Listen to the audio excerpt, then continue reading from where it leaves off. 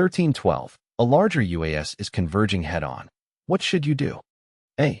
The smaller aircraft should adjust course to the right. B. The larger aircraft should adjust course to the right. C. Both aircraft should adjust course to the right.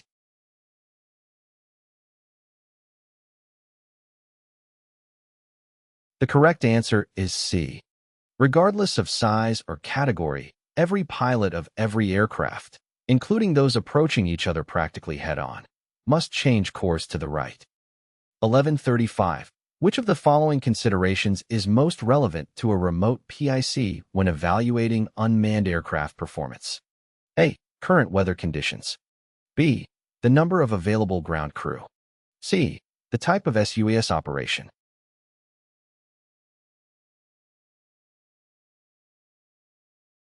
The correct answer is A. Weather conditions can have a significant impact on the flight characteristics and stability of the SUAS. For example, high winds, turbulence, or precipitation can cause the aircraft to become unstable, lose control, or even crash. Therefore, it's important for the remote PIC to monitor weather forecasts and assess the conditions before each flight.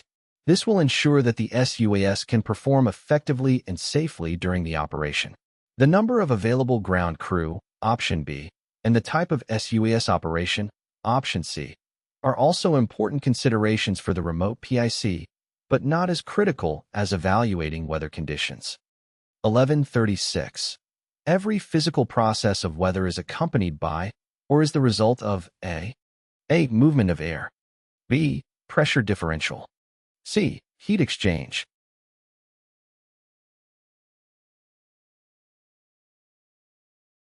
The correct answer is B. Uneven heating of the Earth's surface precedes or results in every physical weather process. 1137. What causes variations in altimeter settings between weather reporting points? A. Unequal heating of the Earth's surface. B. Variation of terrain elevation. C. Coriolis force.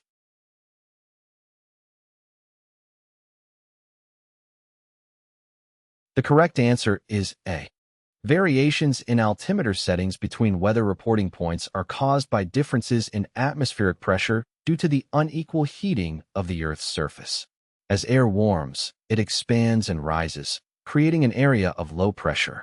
Conversely, as air cools, it contracts and sinks, creating an area of high pressure. These pressure differences can result in variations in the altimeter setting, which is used to calibrate the aircraft's altitude above mean sea level. 1138. The development of thermals depends upon A. A counterclockwise circulation of air. B. Temperature inversions. C. Solar heating.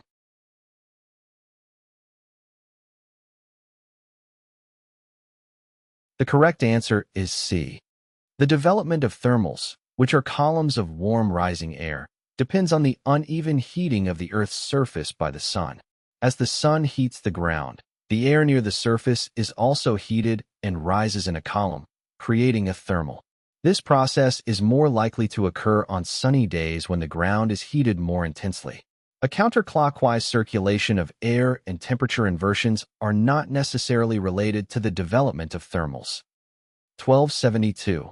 Clouds, fog, of dew will always form when A. Water vapor condenses. B. Water vapor is present. C. Relative humidity reaches 100%.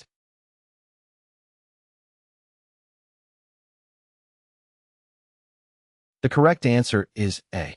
This is because when the air becomes saturated with water vapor, meaning it has reached 100% relative humidity, the excess water vapor will begin to condense into visible water droplets or ice crystals. This process is what forms clouds, fog, and dew.